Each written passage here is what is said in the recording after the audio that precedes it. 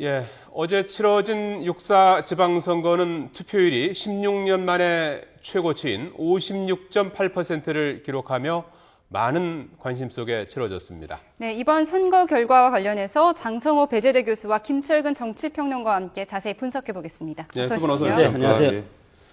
자, 광역단체장 17명의 광역단체장 선거를 놓고 보면 이제 새누리당이 8곳, 새정치민주연합이 9곳. 예. 그래서 뭐 일단 한 명 차이로 새정치민주연합이 더 이제 많습니다. 네. 그러나 이제 큰 틀에서 보면 큰 쏠림은 이제 없었던 것으로 이제 평가되고 일부에서는 이제 국민들이 어떻게 보면 이제 그 아주 전략적인 선택을 했다 이런 평가도 나오고 있는 것 같은데요. 이번 선거 총평을 좀 해주신다면요.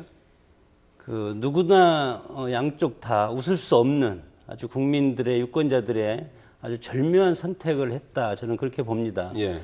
광역단체장에서 8대9, 9대9, 9대8로 바뀌었지만 기초단체장에서는 또 그 역전 현상이 있었기 때문에 국민들은 정치권 전체 매서운 회초리를 이번에 들었다고 봅니다. 그래서 어느 일방에서 승리를 내세우거나 하면은 바로 있을 730 보궐선거에서 바로 또 심판을 이렇게 내릴 거리라고 봅니다. 예, 함부로 승리를 얘기하면 안 된다. 이런 승리한 말씀이시군요. 선거는 아닙니다. 양쪽 다. 그렇군요. 김철근 평론가께서는 어떻게 평가하시겠습니까? 여권의 선전, 야권의 신승 뭐 이렇게 표현할 수도 있고요. 예. 황금 분할이다. 견제와 균형이 맞춰진 결과다. 이렇게 표현할 수가 있겠습니다. 근데 방금 우리 장 교수님께서 말씀하셨던 대로 지금 현재는 새누리당이 9석, 그다음에 새정치연합이 8석입니다. 네. 근데 지금 6.4 지방선거의 결과는 거꾸로 나왔습니다. 예. 새정치가 9석, 9석으로. 새누리가 그렇죠. 8석. 예. 숫자상으로 보면 야권이 신승을 했습니다만은 예. 수도권 3석 중에 이제 2석을 새누리가 가져간 상황이 됐고요. 반면에 충청권, 중원을 이제 또 야권, 새정치연합이 석권하는 이런 상황이 됐습니다. 그래서 예. 방금 말씀하셨던 대로 누구도 웃을 수 없는 이런 상황이고요. 특히 세월호 참사 전국 상황에서 국정을 여야가 협력해서 좀 힘을 합쳐서 가라 이런 어떤 국민의 명령이 아닌가 이런 생각이 좀 듭니다. 예, 예. 사실 세월호 참사 때문에 여당이 불리할 것이다라는 분석이 많았는데요. 사실 8곳을 가져갔고 또 수도권에서 선전을 했습니다. 어떻게 박근혜 마케팅이 성공했다고 볼 수가 있을까요? 일방적인 선거가 되기는 사실 어렵죠. 어렵고 당초에 세월호 참사가 그러니까 일어나기 전 4월 16일 이전 상황을 보면 네. 야당은 지방선거에 임할 수 없을 정도로 참담한 상황이었습니다. 당시에 박근혜 대통령의 지지율은 거의 60% 초반 수준이었고요.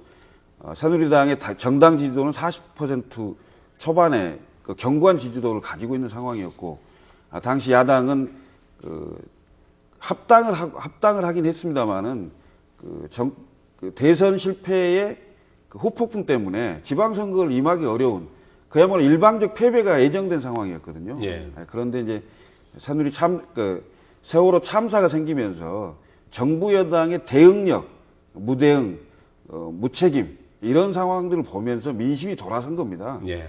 이런 상황, 민심이 돌아선 상황에 야권이 약간 힘을 받은 것이죠. 예. 야권이 잘해서 이겼다. 이렇게 보기는 어려운 상황인 것 같습니다. 예, 예. 4월 16일 세월호 참사는 이번 선거를 깜깜이 선거라고 네. 표현할 수 있을 정도로 아주 비정상의 선거를 지금 치렀습니다. 그 와중에 새정치민주연합이 과거에 몰락 직전까지 갔다가 다시 기사회생하는 그런 반전의 기회를 잡았고, 그거에 빗대서 보면 이번 선거는 새정치민주연합이 압승을 했어야지 정상적인데, 오히려 그런 면에서 보면 새정치연합이 저는 졌다고도 볼 수 있는 선거입니다. 네. 그 이유가 결국은 정권 심판론을 들고 나왔기 때문에 박근혜 마케팅이 새누리당에서는 정권 안정론으로 다시 바쁘다 칠 수밖에 없었고, 그래서 결국은 선거의 모든 것은 박근혜 대통령, 박근혜 정권을 두고 이것을 안정이냐 아니면 개혁이냐 이런 것을 했기 때문에 결국은 보수층이 결집을 가져와서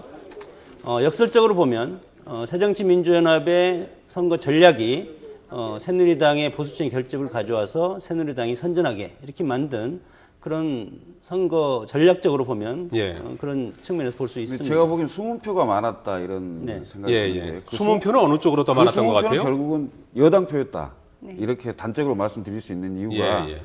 세월호 참사 전국에 보수층이 밖으로 내놓고 지지를 표명할 수가 없는 상황이었어요. 그래서 소극적 그 상황이 연출이 됐는데 결국은 투표 행위로 나타난 것으로 보이는데요. 그게 그 광역 비례인가요? 그 투표 그 개표를 보면 새누리당이 51%인가 그렇습니다. 네. 그리고 새정치연합이 37% 정도밖에 안 되거든요. 그럼 결국 그건 정당 지지도를 의미한다고 본다면은 결국 숨은표가 여권표였다 이렇게 표현할 수가 있겠습니다. 예, 그러니까 예. 국정을 지금 정부 여당이 책임지고 있는 입장에서는 무한 책임을 져야 되는 거죠. 그렇기 때문에 정부 여당을 지지하는 보수층의 유권자들도 일정 부분 책임을 같이 공유하면서 예. 여론조사나 어떤 대외적으로 활동할 때 숨을 수밖에 없는 그런 예. 상황이었습니다. 예. 그렇기 때문에 이런 결과가 나온 것 같습니다. 숨은 표에 조금 그로 인해서 경기 같은 경우에는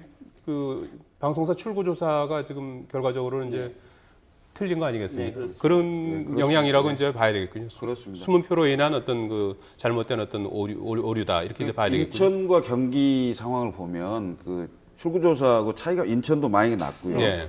경기 같은 경우는 결과 자체가 뒤집힌 상황인데 예. 그런 게 결국 이제 숨은표가 아니었느냐 이렇게 볼 수가 있겠죠. 투표하고 나오는 사람한테 이제 물어봐서 하는 게 이제 출구 조사인데 네. 투표하고 나와서 그 투표장 근처에서조차서도 이제 숨길 수밖에 없었던 그런 점도 있지만 정확치 않은 게 사전 투표를 한 10점, 그 부분도 11% 있고요. 정도 했지 않습니까? 예. 그 사전 투표에 대해서는 그 출구 조사가 없었던 거죠. 그리고 이 숨은표가 배를 타고 떠날 뻔했습니다. 그것을 잡은 것이 박근혜 대통령의 눈물과 그리고 야권 인사들이 박근혜 대통령 비난하는 게 있었으니까 유시민 전 의원 같은 경우 네. 세월호 참사와 관련해서 박근혜 책임론 뭐 이런 것을 했기 때문에 보수층 60대 이상의 어르신들을 상당히 결집시킨 그런 동인이 됐습니다. 예. 근데 결과적으로 박근혜 대통령이 이제 국가 개조를 말씀하셨고 그것에 대한 동력이 사라진 건 아니죠. 그 3년 6개월이 남아있는 대통령 임기 동안 한 번 더 기회를 줬다 이런 표현을 할 수가 있는 거고요. 예, 예. 반면에 야권 또한 새정치연합으로서도 7월 30일 재보선도 있고 향후 전국에서 박근혜 대통령의 일방적인 독주, 그다음에 소통 부재 이거에 대한 확실한 견제할 수 있는 힘을 줬다 이렇게 표현할 수 있겠습니다. 그리고 이제 가장 큰 뼈아픈 것은 충청권 지금 표심인데 네. 이번에 새정치민주연합 전부를 다 뺏겼지 않았습니까? 네. 이것은 박근혜 대통령이 앞으로 인적 시스템을 바꿔야 될 필요성이 있다.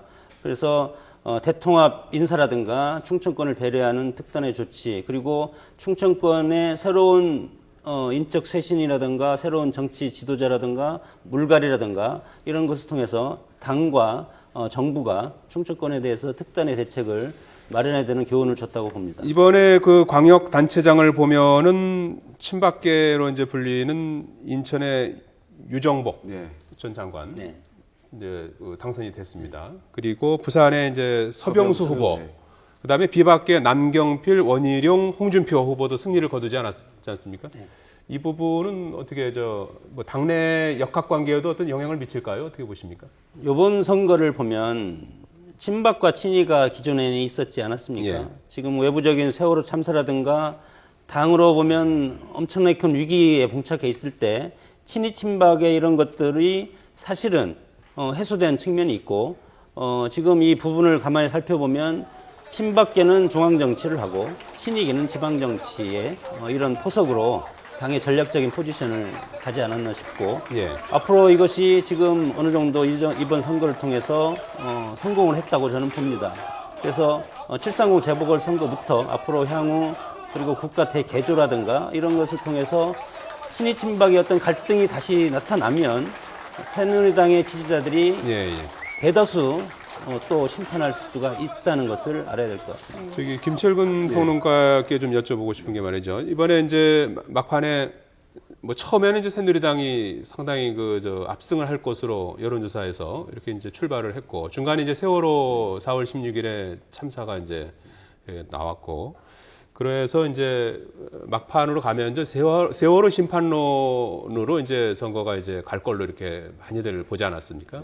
그러면서 이제 이후에 이제 박근혜 구하기 이가 이제 또 했고 그럼에도 불구하고 새정치민주연합 입장에서는 상당히 그 세월호 참사라는 그 정부 여당으로서 상당히 불리한 상황에서 조금 그 예상보다는 좀 부진한 성적을 거둔 게 아니냐는 분석에 대해서 어떻게 보십니까? 그 기본적으로 그 보수층이 강구합니다. 예, 그 새누리당의 지지도가 40%를 넘고요. 예, 이 세월호 참사 상황에서도 새정치민주연합의 당 지지도는 20% 정도 차이가 납니다. 예, 예, 그런 그 기본적으로 기울어진 운동장 뭐 이런 표현도 합니다만 예, 예. 그런 상황에서 선거가 이루어졌던 거에 비하면은 뭐 이런 표현하기 좀 뭐합니다만은 세월호 참사 전국으로 인해서 야권이 선거를 치러볼 만한 상황이 된 거죠. 아, 그런 거죠. 그 세월호 참사가 이런 상황이 됐는데 야권이 승리하지 못한 거 아니냐 이렇게 몰고 가기는 쉽지가 않고요. 예, 아까도 제가 표현했듯이 야당이 잘해서 네. 그 숫자상으로 9대8로 승리한 게 아니다. 예, 제가 보기에는 세월호 참사 전국에 야권이 거기에만 머물러 있었기 때문에 오히려 더 큰 승리를 가져오지 못한 거라고 저는 봅니다. 그래서 거기에 편승했기만 했다. 네. 세월호 심판론만 얘기했다 이거죠. 거기서 더 야권으로서 얘기할 수 있는 게 많지 않습니까? 예, 예. 그런 얘기 더 나가지 못했던 점들이 있었다고 말씀드릴 수 있겠습니다. 사실 예. 새정치민주연합의 경우는 기초공천 문제로 처음부터 좀 삐그덕거리는 점이 있었는데요. 어쨌든 광주 민심이 안철수 대표를 선택을 하면서 어떤 지도부 체제가 이제 입지를 굳혔다 이렇게 볼 수도 있을까요? 그렇습니다. 그 광주를 전략 공천을 했습니다마는 양 세력이 새정치 세력과 민주당 세력이 합당을 3월 2일 날 합당을 해서 선거를 치르는 과정까지 시간이 많지 않았고요. 그 공천 과정이 굉장히 힘들고 어려웠습니다. 네. 그리고 실제 그 당내에서 안철수 대표가 많이 공격을 받았죠. 뭐 당을 떠나라는 얘기까지 나왔는데 외부로 보면 안철수 대표가 굉장히 자기 지분을 챙긴 것처럼 보이지 않습니까? 광주도 전략 공천을 했고 그렇지만 실제 그 기초단체장의 공천 과정을 보면요. 거의 100대 0입니다. 안철수 세력이 공천을 받은 적이 거의 없어요. 서울, 경기, 호남을 주로 이제 많이 이제 공천 신청을 했습니다만은 공천 과정 그 심사 과정에서 거의 다 탈락을 했습니다. 그래서 거의 안철수 세력으로 보면 공천 학살을 당한 거죠. 그렇지만 묵묵히 아무 얘기도 안 했습니다. 전에 이제 박근혜 대통령 같은 경우는 국민도 속고 저도 속았습니다. 공천 학살이라는 표현을 했습니다만은 안철수 대표는 그런 표현을 하지를 않았어요. 그리고 그 민주당 의원들로부터 많은 공격을 받았죠. 그래서 언론에서는 안철수 대표가 마치 광주를 전략 공천함으로 인해서 마치 자기 지분을 많이 챙긴 것처럼 보였지만 실제로는 전혀 그렇지 않다. 네. 이런 말씀을 드리고 싶고요. 거기서 더 나가서 그걸 반증하는 게 있습니다. 예, 이번에 기초단체장이 무소속이 상당히 많습니다. 예, 예. 지금 29석 정도가 네. 뭐 1위를 달리고 있거나 뭐 당선이 확정이 됐는데요. 그 중에 호남 무소속이 15석입니다. 네. 전북이 7석, 전남이 8석인데요. 예, 15석. 이 15석의 대부분이 안철수와 함께 했던 새정치계 사람들입니다. 예, 예. 이 사람들이 공천을 못 받을 것 같으니까 아예 공천 경쟁에 들어오지 않았거나 공천 경쟁을 하다가 그냥 먼저 그냥 무소속으로 탈당을 하거나 이렇게 해서 경쟁했던 분들입니다. 네. 당선된 사람이 15사람이고 낙선을 했지만 근소한 차이로 낙선한 사람들이 많습니다. 호남에. 예. 이것은 그 양 세력이 합쳐지면서 결국은 도로민주당 공천이 있었던 거고요. 예. 그 도로민주당 공천은 다른 표현으로 하면 지역구 국회의원의 기득권 지키기 공천이었고 그것을 오히려 안철수 대표한테 뒤집어 씌우기 언론 활동을 했던 게 아니냐 이런 말씀 드립니다. 예, 예. 이전보다 그럼 안철수 대표의 어떤 위상은 좀 더 좀 올라간다고 보십니까? 당내 위상은 우선 좀 공고해진다고 봐야죠. 예. 지도력이나 이런 부분은 문제 삼을 수 있는 상황은 아니다. 예. 이런 상황이 되고 일단 730 재보궐선거까지는 예, 예.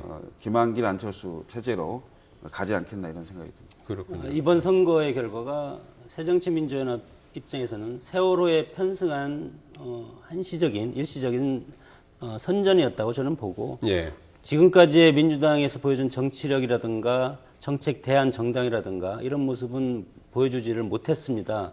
그래서 이번 기회로 정책 정당이라든가 그리고 대안 정당으로 자리매김 못하면 또다시 바로 국민적인 심판이 있을 것이고 새누리당 입장에서도 지방선거는 집권 여당에 대한 그 무덤이라고 얘기를 많이 하지 않습니까? 그래서 힘든 선거였고 그리고 세월호 참사에 무한 책임을 질 수밖에 없는 정부 여당의 입장으로서는 긴 터널을 빠져나왔다는 그런 긍정적인 의미가 있습니다. 예, 예. 교육감 선거에서는 진보 진영의 선전이 아주 두드러졌는데요. 네. 특히 이제 서울 같은 경우에 조희연 후보가 아주 상당히 그 좀 주목을 많이 끌고 있습니다. 이 선거 결과에 대해서 어떻게 평가할 수 있겠습니까? 그러니까 보수는 부패로 망하고 진보는 분열로 망한다고 했는데 이것이 지금 거꾸로 됐습니다. 네.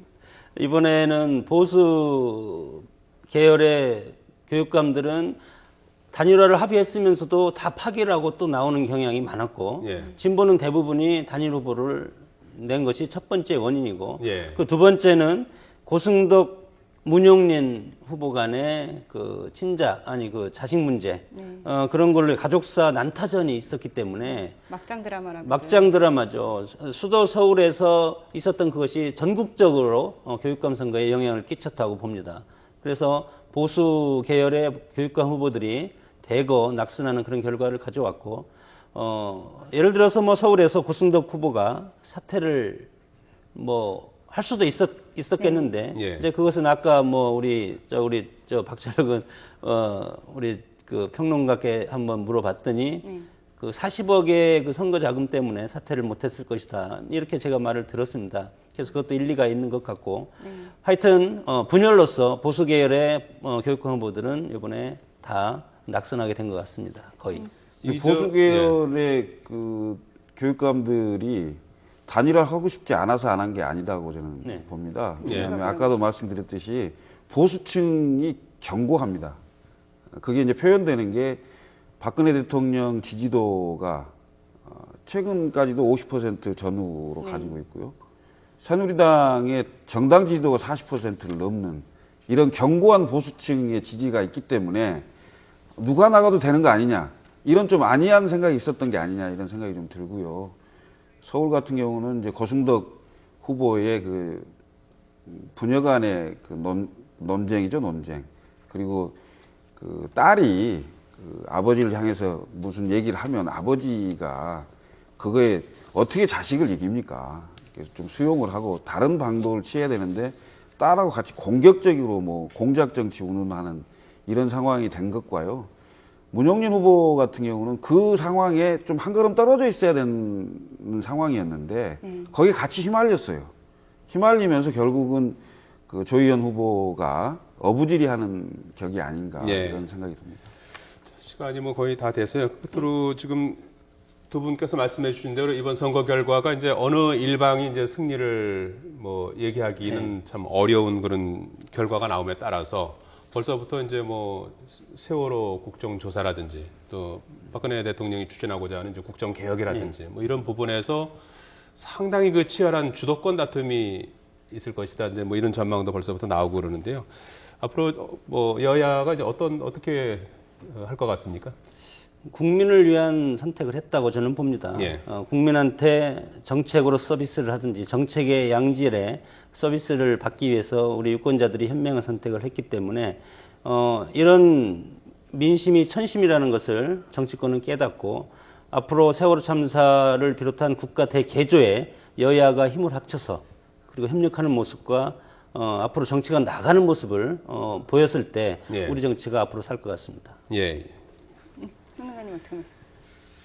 박근혜 대통령의 일방 독주, 소통 부재 이것을 이제는 그만두고 야권과 국민의 목소리를 듣고 그 목소리를 수용을 할 때가 아닌가 또 수렴을 해서 국정의 파트너로서 인정을 하고 그렇게 가는 자세가 필요하다. 또 그것을 명령하는 거였다 이렇게 생각합니다. 국민의 명령이다 이렇게 생각합니다. 알겠습니다. 장성호 배재대 교수, 김철근 정치평론가와 함께 선거 판세 분석해봤습니다. 네, 고맙습니다. 고맙습니다. 감사합니다.